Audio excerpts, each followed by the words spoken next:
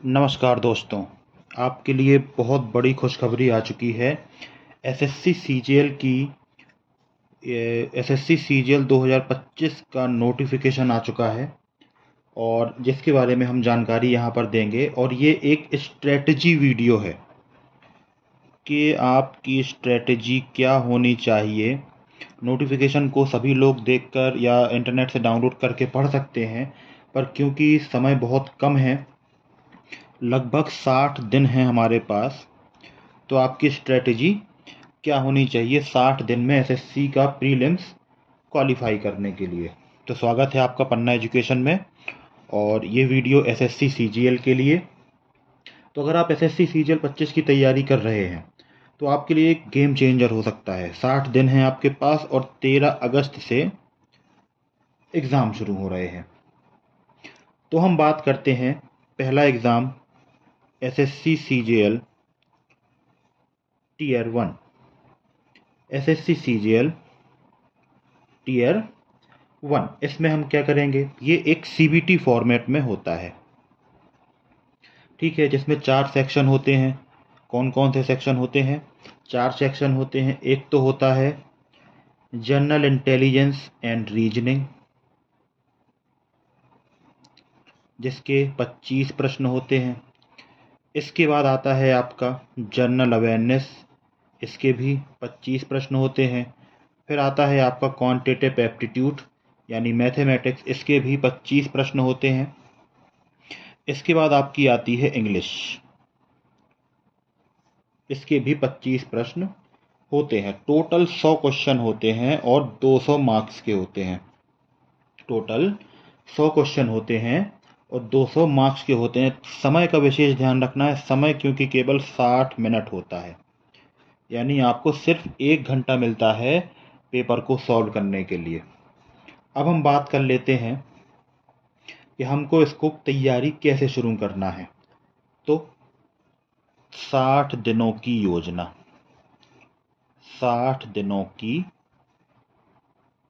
योजना किस तरीके से तैयारी करें कि आप इस एग्ज़ाम को क्वालिफाई कर सकें। तो सबसे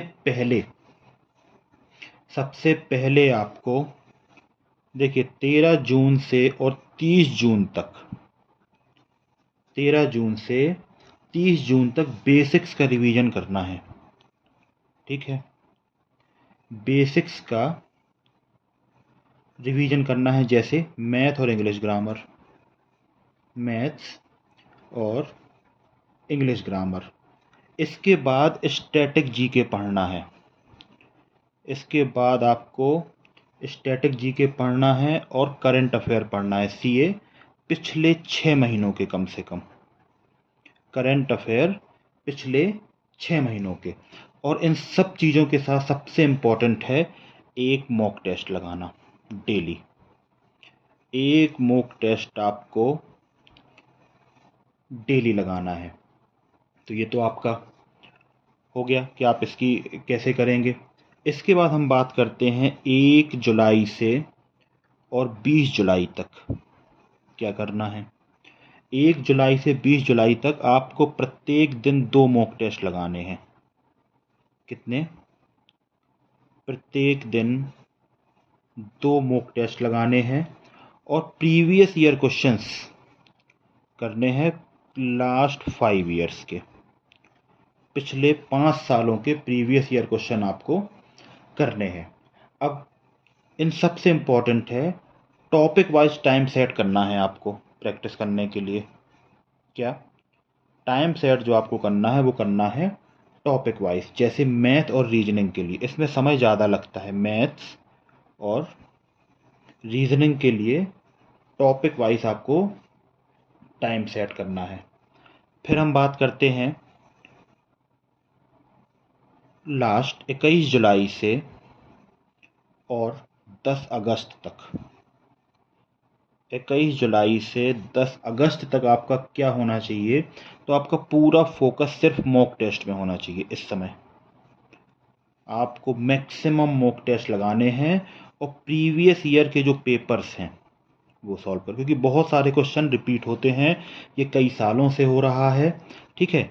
इसके साथ आपको अपनी स्पीड पर काम करना है कि आप जल्दी से, और एक्यूरेसी गलत नहीं होना चाहिए क्योंकि इसमें 0.5 की माइनस मार्किंग होती है, 0.5 की माइनस मार्किंग होती है। ठीक है, इसके बाद आपकी से जहाँ गलतियाँ हो रही हैं, जो भी आपसे मिस्टेक्स हो रही हैं, उन मिस्टेक्स को आपको सुधार करते चलना है, उन मिस्टेक्स पे आपको सुधार करते चलना है। ठीक है, अब इसके बाद कुछ स्मार्ट टिप्स हैं जो आपको इस एग्ज़ाम को क्वालिफाई करने में मदद करेगी। जैसे इंग्लिश के लिए, देखिए इंग्लिश कॉम्प्रिहेंशन आता है, तो इंग्लिश के लिए रोज़ एक पैसेज पढ़ना है और 10 वोकैब रिवाइज करना है कम से कम। इस संख्या को बढ़ाया जा सकता है। ठीक है, उसके बाद मैथ के जो शॉर्टकट्स होते हैं, मैथ के जो शॉर्टकट्स या शॉर्ट ट्रिक्स होती हैं, उनका बार बार रिवीजन करना है आपको। ये बहुत इम्पोर्टेंट है, बहुत ही ज़्यादा इम्पोर्टेंट है। इसके बाद स्टैटिक जीके पढ़ना है। इसके बाद आपको स्टैटिक जीके पढ़ना है, जो कि आप लूसेंट से पढ़ सकते हैं, काफ़ी अच्छी किताब है वो। ठीक है, फिर आपको आगे बढ़ना है और ये देखना है इसमें जो सेक्शन होते हैं, किसी भी सेक्शन को 15 मिनट से ज़्यादा का समय आपको नहीं देना है।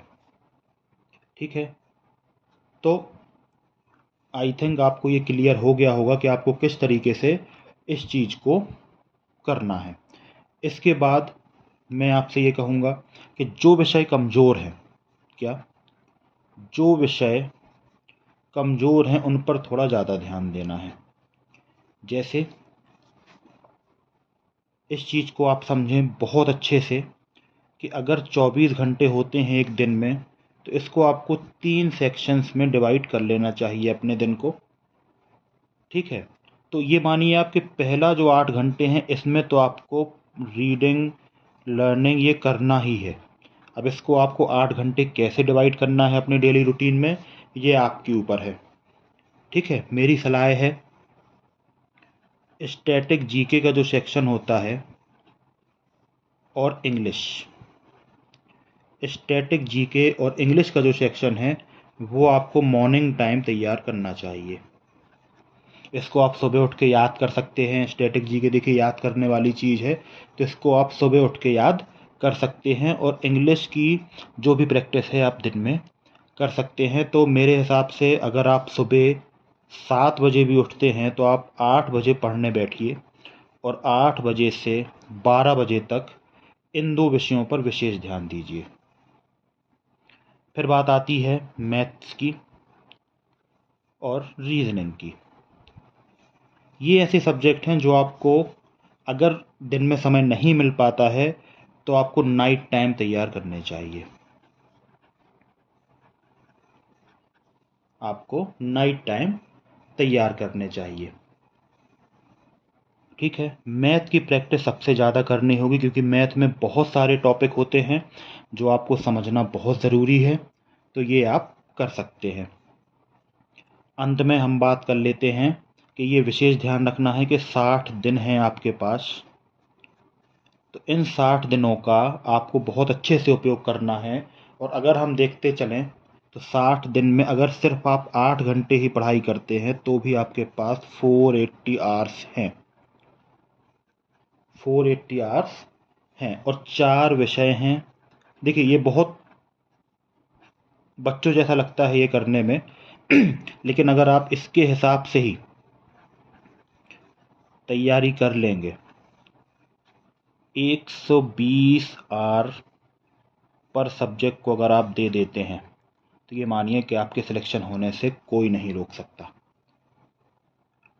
इसको लेके अगर आपके मन में अभी भी कोई डाउट है या कोई चीज़ आपको पूछना है, समझना है, तो आप हमें कमेंट बॉक्स में बता सकते हैं। हम उसके ऊपर एक डिटेल्ड वीडियो बनाकर आपको ज़रूर प्रोवाइड करेंगे। Thank you.